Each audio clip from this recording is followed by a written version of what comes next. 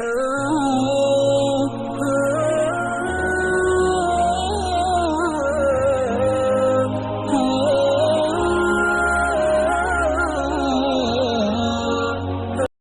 رب العالمین والصلاة والسلام علی اشرف الانبیاء والمرسلین ومن تبعہم بإحسان الی یوم الدین، اما بعد۔ آج کے اس درس کا ہمارا ٹاپک ہے قرآن کی خوشخبری، البشارۃ فی القرآن۔ قرآن کریم کے اندر کتنے قسم کی خوشخبری اور کن کے لیے اللہ رب العالمین نے دی ہے۔ تو یہ بشارت اور خوشخبری ہمارے لیے اس لیے بھی ضروری ہے تاکہ اگر اس میں کچھ اصول بیان کیے گئے ہیں تو اس اصول کی روشنی میں ہم اور آپ چل کر کے اس بشارت کے مستحق بن سکیں۔ تو بشارت کے معنی ہوتا ہے ایک ایسی خبر جس خبر کو سننے کے بعد انسان خوش ہو جائے، جس کو ہم اور آپ گڈ نیوز بولتے ہیں، خوشخبری بولتے ہیں۔ دنیا میں کیا ہوتا ہے، ایک بیٹا اگر ایک پوزیشن حاصل کر لے ایگزام میں تو باپ بہت خوش ہوتا ہے، ماں باپ بہت خوش ہوتے ہیں، اور ان کا خوش ہونا بھی یقینی طور پر فطری چیز ہے۔ اسی طرح سے کبھی کبھار ایسا ہوتا ہے کہ ایک انسان کہیں جاب کر رہا ہے، اس کا پرموشن ہو جائے، انسان بہت خوش ہوتا ہے۔ تو یہ دنیاوی قسم کی خوشیاں ہیں جو انسان کو ملتی ہیں، ایک خوشخبری ان کو ملتی ہے۔ اگر کوئی ایسا شخص ہو جسے آخرت کی خوشخبری دی گئی ہو اور وہ ان چیزوں کو کر کے، ان راستوں پر چل کر کے ان بشارت اور خوشخبریوں کے مستحق ہو جائیں، تو یہ اس سے بہتر اور کوئی چیز اس دنیا کے اندر نہیں ہو سکتی۔ تو قرآن کریم کے اندر بشارت کا جو لفظ ہے اور اس کے جو مشتقات ہیں، یہ کم سے کم اللہ تعالیٰ نے 123 جگہوں پر استعمال کیا ہے، 123 پلیسز پر مختلف قسم کے لیے۔ تو قرآن کریم کے اندر اللہ رب العالمین نے 3 ٹائپ کی خوشخبری سنائی ہے، 3 ٹائپ کی خوشخبری، وہی ہمیں اور آپ کو اپنے ذہن و دماغ کے اندر بیٹھانا ہے۔ 2 خوشخبریاں تو ایسی ہیں جو ہمارے اور آپ کے عمل سے متعلق ہیں، اور تیسری جو خوشخبری ہے وہ دراصل کفار و مشرکین کے لیے ہے، لیکن اللہ رب العالمین نے اس لیے دیا ہے تاکہ ہم ایسے اعمال کے کرنے سے بچیں۔ تو قرآن کریم کے اندر 3 ٹائپ کی خوشخبری اللہ تعالیٰ نے ذکر کی ہے۔ سب سے پہلے نمبر پر وہ خوشخبری آتی ہے، پہلا طریقہ وہ ہے جو جنرل ہے، عام ہے، جس میں ایک نبی دوسرے نبی کے آنے کی بشارت اور خوشخبری سناتے ہیں۔ جیسے حضرت عیسیٰ علیہ السلام کے بارے میں اللہ رب العالمین نے سورۃ الصف کے اندر فرمایا، وَإِذْ قَالَ عِيسَى ابْنُ مَرْيَمَ، یاد کرو اس بات کو، اس وقت کو جب حضرت عیسیٰ علیہ السلام نے، مریم کے بیٹے حضرت عیسیٰ علیہ السلام نے کہا، یا بنی اسرائیل انی رسول اللہ الیکم مصدقا لما بین یدی من التوراۃ۔ تو سب سے پہلے نمبر پہ کہا کہ اے بنی اسرائیلیوں، میں تمہارے پاس اللہ کی طرف سے رسول بن کر کے آیا ہوں، رسول بنا کر کے میں بھیجا گیا ہوں۔ کس لیے؟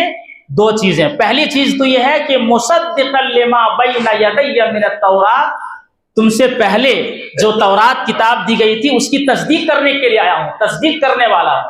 اور دوسری چیز ہے وَمُبَشِّرًا بِرَسُولٍ يَأْتِي مِن بَعْدِي اسْمُهُ احمد، اور میرے بعد ایک نبی آنے والا ہے، میرے بعد ایک رسول آنے والا ہے، اس رسول کی خوشخبری سنانے کے لیے تمہارے پاس آیا ہوں جن کا نام احمد ہوگا۔ تو پتہ یہ چلا کہ حضرت عیسیٰ علیہ السلام نے بشارت اور خوشخبری سنائی ہمارے اور آپ کے پیارے نبی صلی اللہ علیہ وسلم کے آنے کی۔ کبھی کبھار جنرلی طور پر اللہ رب العالمین قرآن کریم کے اندر ایسی خوشخبری بھی سناتا ہے جیسے اولاد کی خوشخبری ہو۔ تو اولاد کی خوشخبری کے تعلق سے سورۃ الذاریات کے اندر پڑھیں تو فرشتوں کو اللہ رب العالمین نے بھیجا حضرت ابراہیم علیہ السلام کے گھر کہ جاؤ اور حضرت ابراہیم علیہ السلام کو حضرت اسحاق علیہ السلام کی خوشخبری سنا دو۔ اب اس کا نقشہ دیکھیے اللہ تعالیٰ نے کیسے کھینچا، کہا هل اتاک حدیث ضیف ابراہیم، تمہارے پاس اس چیز کی خبر نہیں پہنچی ابراہیم علیہ السلام کے معزز مہمانوں کی؟ کیا تم نے وہ خبر نہیں سنی جو حضرت ابراہیم علیہ السلام کے پاس معزز مہمان آئے؟ تو معزز مہمان کون تھے اور کیا تھے؟ آگے اللہ نے اس کا نقشہ کھینچا، اذ دخلوا علیہ فقالوا سلاما۔ وہی فرشتے جب حضرت ابراہیم علیہ السلام کے گھر میں داخل ہوتے ہیں تو پہلے سلام عرض کرتے ہیں، اذ دخلوا علیہ فقالوا سلاما۔ اب ابراہیم علیہ السلام نے جواب سلام عطا کیا، کہا کہ قال سلام قوم منکرون، سلام ہے اس کے اوپر اجنبی لوگ ہیں، پہچانتے نہیں تھے۔ اب دیکھیے جب گھر میں مہمان آتے ہیں تو اس کا ایک تقاضا یہ ہے کہ مہمان نوازی کی تیاری کی جائے، تو لہٰذا آگے ذکر کیا حضرت ابراہیم علیہ السلام اپنے گھر واپس پلٹ کر کے جاتے ہیں اپنے اہل کے پاس، اور وہاں سے ایک بچھڑے کے گوشت کو لا کر باضابطہ مہمان نوازی کے لیے فرشتوں کے سامنے پیش کر دیتے ہیں۔ اب وہ فرشتے ہیں تو لہٰذا فرشتے کھا نہیں رہے ہیں، تو یہ دیکھ کر کے ابراہیم علیہ السلام کے دل میں ڈر پیدا ہوا کہ یہ کیوں نہیں کھا رہے ہیں، فَأَوْجَسَ مِنْهُمْ خِيفَةً، نہیں کھا رہے ہیں تو اس کی وجہ سے وہ ڈر گئے۔ اس کے بعد فرشتوں نے کہا کہ لا تخف، آپ کو ڈرنے کی ضرورت نہیں ہے، وَبَشَّرُوهُ بِغُلَامٍ عَلِيمٍ، ایک علم والے لڑکے کی بشارت سنائی۔ تو دیکھا آپ نے قرآن کے اندر یہ جنرل بشارت اور خوشخبری ہے کہ اللہ رب العالمین کسی فرشتے کو نبی کے پاس بھیجتے ہیں اور ان کے بیٹے کی خوشخبری سناتی۔ یہ بھی ایک قسم کی خوشخبری ہے جو اللہ رب العالمین نے قرآن کریم کے اندر ذکر کیا ہے۔ اسی طرح سے مکہ کی سرزمین پر ایک زمانہ ایسا تھا جاہلیت کا جہاں پر اگر ان کے یہاں لڑکی پیدا ہونے کی بشارت یا ان کو خوشخبری سنائی جاتی تو ان کے چہرے کالے پڑ جاتے۔ اس کا بھی نقشہ اللہ نے قرآن میں کھینچا، کہا وَإِذَا بُشِّرَ أَحَدُهُمْ بِالْأُنثَىٰ ظَلَّ وَجْهُهُ مُسْوَدًّا وَهُوَ كَظِيمٌ يَتَوَارَىٰ مِنَ الْقَوْمِ مِنْ سُوءِ مَا بُشِّرَ بِهِ أَيُمْسِكُهُ عَلَىٰ هُونٍ أَمْ يَدُسُّهُ فِي التُّرَابِ۔ اللہ رب العالمین نے کتنا بہترین نقشہ کھینچا کہ وَإِذَا بُشِّرَ أَحَدُهُمْ بِالْأُنثَىٰ، جب انہیں لڑکی ہونے کی بشارت سنائی جاتی ظَلَّ وَجْهُهُ مُسْوَدًّا، تو اس کے چہرے کالے پڑ جاتے اور وہ اندر سے گھٹنے لگتا۔ قدیم کے معنی ہوتا ہے گھٹن محسوس کرنا ہے کہ اتنی خطرناک چیز ہمارے گھر میں پیدا ہو گئی، مطلب لڑکی کو اتنا بڑا وبال سمجھا جاتا تھا کہ اللہ تعالیٰ نے کہا کہ وہ اندر ہی سے گھٹ رہے تھے، وہ ہوا قدیم۔ اور کیا کرتے، یتوارا من القوم، لوگوں سے چھپتے پھرتے رہتے، منہ نہیں دکھاتے۔ پتہ نہیں اگر کوئی شخص پوچھ لے گا کہ بھائی تمہارے یہاں کس چیز کی پیدائش ہوئی، تو لڑکی کی پیدائش کے بارے میں کیوں بولوں؟ تو یہ بولنا بھی اتنا بڑا جرم تھا، کہا کہ یتوارا من القوم من سوء ما بشر بہ، اس بری خبر جو سنائی گئی ہے اس کی وجہ سے لوگوں سے چھپا پھرتا تھا۔ یتوارا من القوم من سوء ما بشر بہ، ایک کام اور کرتا تھا، اب وہ اندر سے سوچ رہا ہے ایمسکہ علی ہون ام یدسہ فی التراب، اس ذلت کو اپنے پاس لیے رکھنا ہے یا اس کو مٹی میں دفن کر دینا ہے۔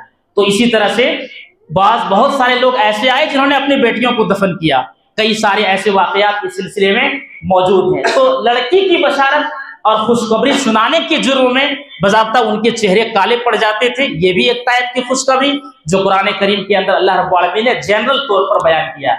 جب کبھی بارش ہوتی ہے تو بارش ہونے سے پہلے اللہ کا نظام اور سسٹم دیکھیے کہ اللہ تعالیٰ ایک ہوا کو بھیجتا ہے، اور اس ہوا کو بھی اللہ تعالیٰ نے کہا کہ یہ بشارت ہے اس چیز کی جو اس کے بعد آنے والی ہے۔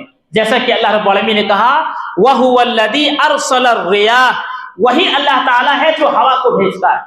باران رحمت کے نزول سے پہلے، بارش کے ہونے سے پہلے اللہ تعالیٰ ہوا کو بھیجتا ہے، اور اللہ رب العالمین نے اس کے بعد کہا یہ اس لیے خوشخبری دینے کے لیے، بشارت دینے کے لیے کہ اب جو ہے بارش ہونے والی ہے۔ اور اللہ تعالیٰ نے کہا وَأَنزَلْنَا مِنَ السَّمَاءِ، اور ہم نے جو ہے آسمان سے پاک صاف پانی کو نازل کیا ہے۔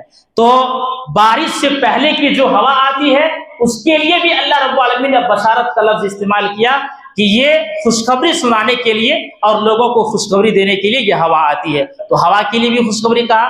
تو یہ ایک ٹائپ کی خوشخبری ہے جو جنرل طور پر اللہ رب العالمین نے قرآن کریم کے اندر بیان کیا۔ دوسرے ٹائپ کی خوشخبری وہ ہے جس میں کچھ اعمال کی بنیاد پر ایسے لوگوں کو خوشخبری سنائی گئی، جن میں سے پہلا خوش نصیب آدمی وہ ہے جو ایمان لانے کے بعد اس پر استقامت اختیار کرتا ہے۔ ایسے لوگوں کو جنت کی بشارت اللہ رب العالمین نے سنائی۔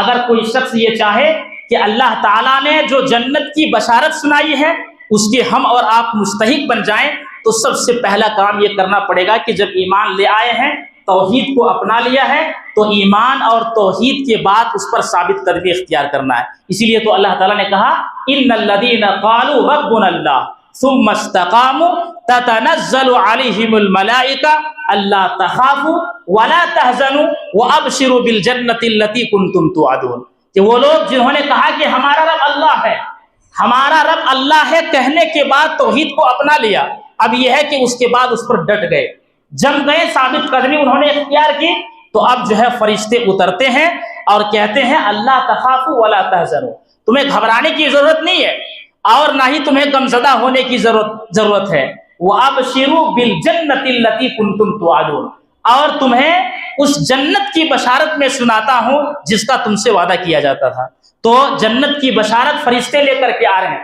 اہل علم نے کہا کہ یہ بشارت فرشتے اس وقت دیتے ہیں جب انسان کے موت کا وقت قریب ہوتا ہے، روح نکالنے کے لیے فرشتے موجود ہیں، اب آ کر کے اس کو خوشخبری سنا رہے ہیں کہ تمہیں گھبرانے کی اور ڈرنے کی بالکل ضرورت نہیں ہے، میں تمہیں بشارت سنا رہا ہوں، خوشخبری سنا رہا ہوں ایسی چیز کی، جنت کی جس کا تم سے وعدہ کیا جاتا تھا۔ تو پتہ یہ چلا کہ ایمان کے بعد اس پر ثابت قدمی اختیار کرنا اور اس پر ڈٹ جانا، یہ دراصل بشارت کے مستحق ہے وہ لوگ جو اس پر عمل کرتے ہیں۔ اسی لیے ایک صحابی رسول نے اللہ کے رسول صلی اللہ علیہ وسلم سے پوچھا، اللہ کے نبی صلی اللہ علیہ وسلم ذرا یہ بتائیے کہ دین اسلام کے اندر کسی ایسے عمل کے بارے میں آپ بتائیے کہ آپ کے بعد میں کسی سے وہ سوال نہ کروں اور وہ مجھے فائدہ پہنچائے۔ اللہ کے نبی صلی اللہ علیہ وسلم نے کہا قل آمنت باللہ ثم استقیم، تم یہ کہو کہ میں نے اللہ پر ایمان لایا اور میں اس پر ڈٹ گیا، تم یہ کہو کہ میں نے اللہ پر ایمان لایا ثم استقیم، پھر اس پر ڈٹ جاؤ۔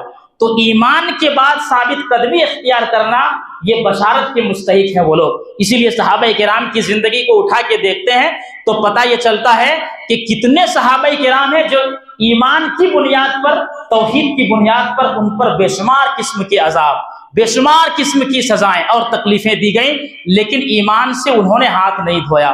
آج بھی بہت سارے نوجوان طبقہ ایسے ہیں جن کے بارے میں سن کر کے بڑا اچھا لگتا ہے، توحید کو انہوں نے اپنایا، پورے گھر والے ان کے اگینسٹ ہوتے ہیں، پورے گھر والے ان کے مخالف ہوتے ہیں، لیکن گھر والے مخالف ہونے کے باوجود بھی انہوں نے ان تمام خطرناک ماحول میں دین پر ثابت قدمی اختیار کی ہے۔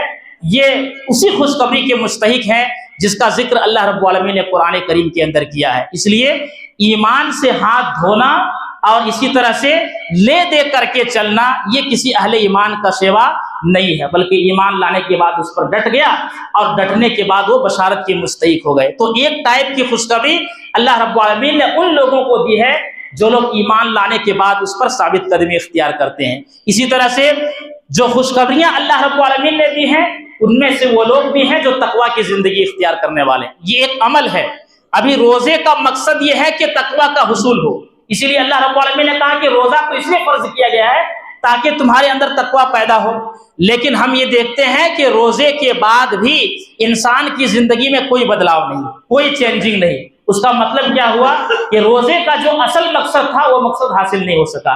تقویٰ اصل میں میرے بھائی ہر قسم کے برائی سے بچنا اور ہر قسم کے خیر اور نیکی کے کام کرنے کو تقویٰ کہا جاتا ہے۔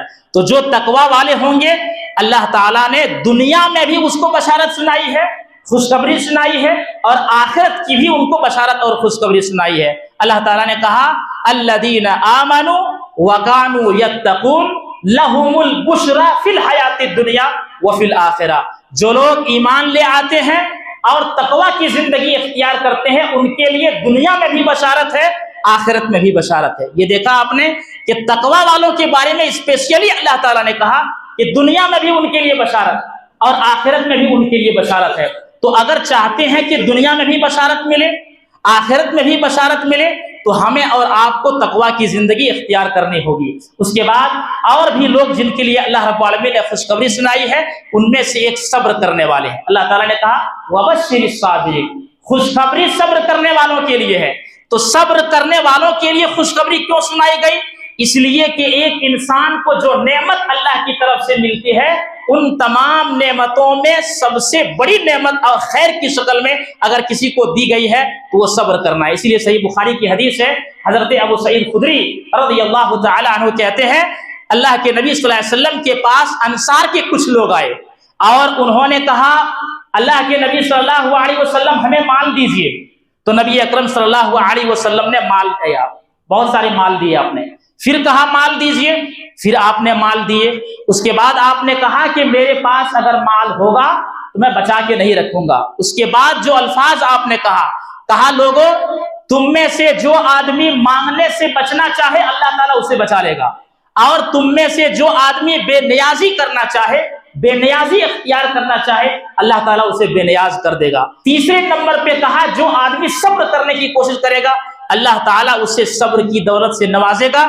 اور اس کا فائدہ یہ بتایا کہ انسان کو جو بھی خیر دیا گیا ہے صبر سے بڑھ کر اور خیر اسے عطا نہیں کی گئی. تو جو صبر کر لے گا سب سے بڑی خیر اللہ رب العالمین نے ذکر کیا. تو ایسے لوگوں کے لیے خوشخبری کہا وبشر الصابرین، جو صبر کرنے والے ہیں ان کو خوشخبری. ایک طرح کی خوشخبری اللہ رب العالمین نے ایمان اور عمل صالح کا بھی ذکر کیا. کہا وبشر الذین آمنوا وعملوا الصالحات ان لهم جنات تجری من تحتها الانہار.